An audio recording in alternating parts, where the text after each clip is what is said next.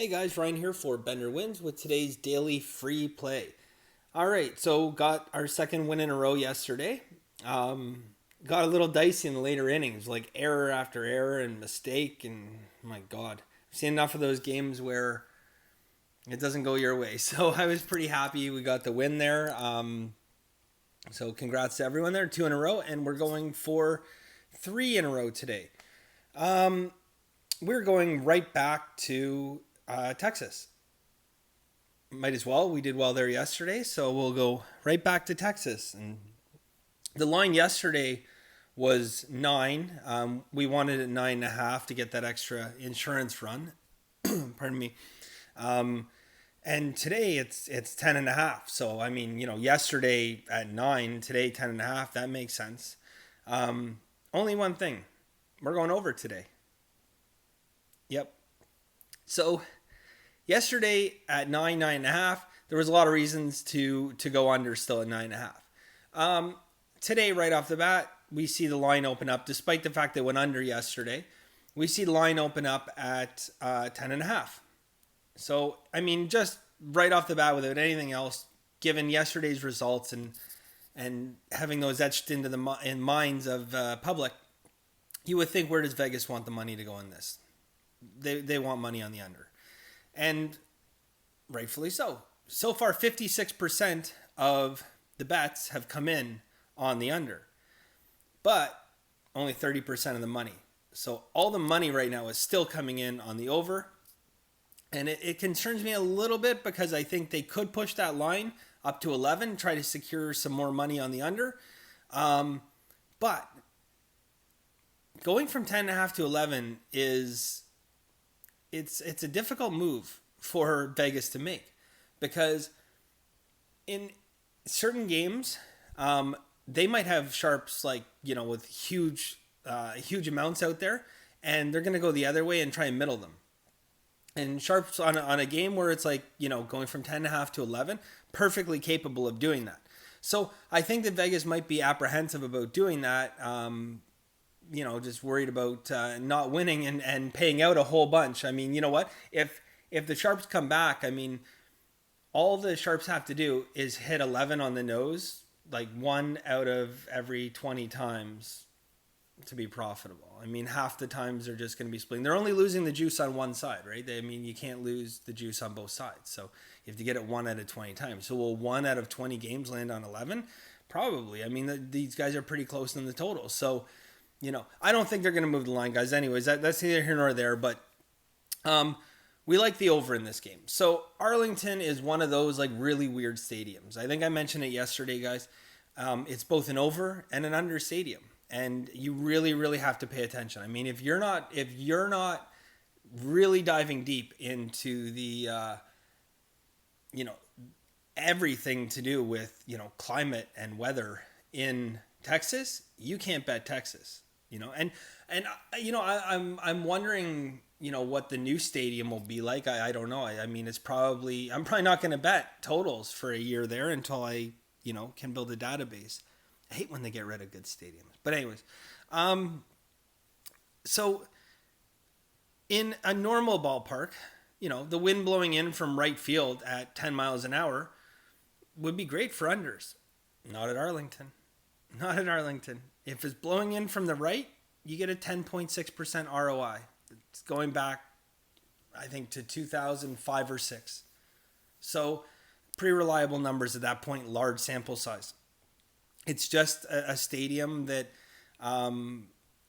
it changes so rapidly. It changes so rapidly. I mean, it's so funny that if you have a wind blowing from left to right, it becomes a major under stadium. And then you have a wind blowing in from right field, and you would think, okay, it's blowing in from right. That on paper should be an under, but it's not. It's an over. It's an overplay.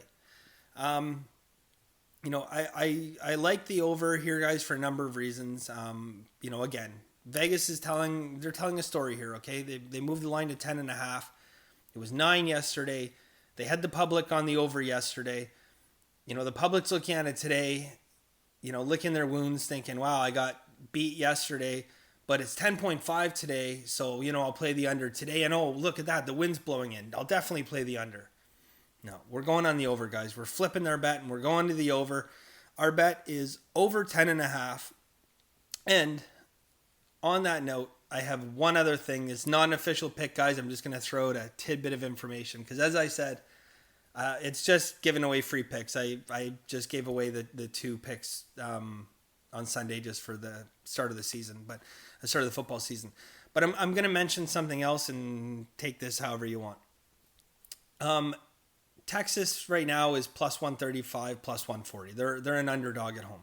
Okay, they lost yesterday. Now, this is more of a teaching point because I want to discuss again the psychological aspect of sports betting, which is so important. It's more important than doing all the homework that you guys do in terms of lefty righty matchups and how is this pitcher against this guy. No, I mean again, Vegas does all that stuff, guys, and it is important. Don't get me wrong, you have to understand the dynamics of the teams. It's important, but the psychological aspect of sports betting is much more important than anything you're going to get off a pitcher batter matchup, etc., etc. So in this particular case, guys, we have Tampa Bay come in for a win yesterday, and the public goes right back on Tampa Bay. And, fine, I get that. Tampa Bay is rocking and rolling. They're doing great. But if you guys go back to, no, I'm afraid it only goes back to 2016, but there's been 500 games played in 2016 where the public just smashes like large amounts of money, like 70% of the bets, I should say, not the money, 70% of the bets go right back on the favorite after they've won. And the other team, so now the other team's getting less than 30% of bets on them. Those teams, after a loss, win 49.3% of the time. So almost 50%. So I don't know how clear I was on that, so I'm just going to reiterate. The team that lost the night before, if the public jumps right back on the favorite again, the teams that lost cover almost 50% of the time. They're 254 wins and 261 losses.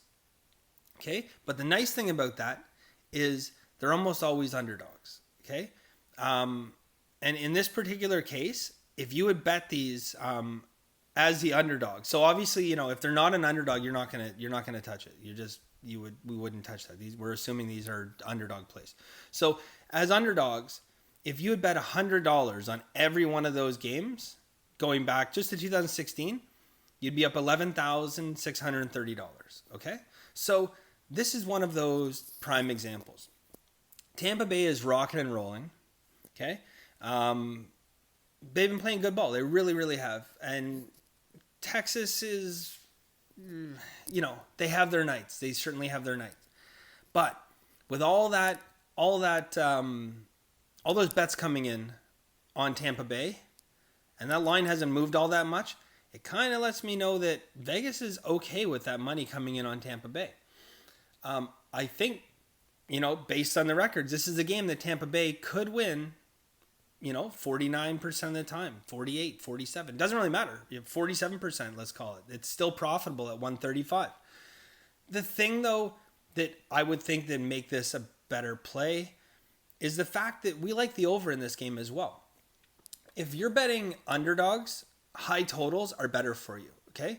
Low totals are historically bad for underdogs because now we're talking about, tightly pitched games. I mean, if you're betting an underdog and the over-under is 6 or 6.5 or 7, the favorites win a lot of those games because, they're low for a reason because they're typically a more controlled, lower scoring game with good pitching. What you want for an underdog is you want a shootout. You want an absolute shootout. Look at yesterday's Yankees game, okay? Detroit beat the Yankees, a lot of money. Actually, there was sharp money on the Yankees too, but a lot of money came in on the Yankees. And you know what? That's what you want when you're betting underdogs. You want a shootout. You want, 11-10, 13-12, those kind of games. And I'm not saying that's what this game's going to be, guys, but we like the over. It's a high total to start with of 10.5. So I don't think Texas is a terrible bet today. So I'm not giving out 2 picks today. But our official play is Tampa Bay at Texas over 10.5.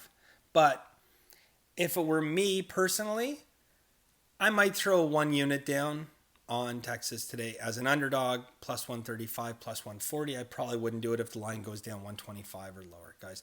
Thank you very much for watching. I really appreciate it, guys. If you could drop a like, it really does help us grow. Any comments or any questions you guys might have, as always, I try to answer everyone back as fast as I can. And that's it for today, guys. So as always, good luck, and we'll talk to you soon. Bye-bye.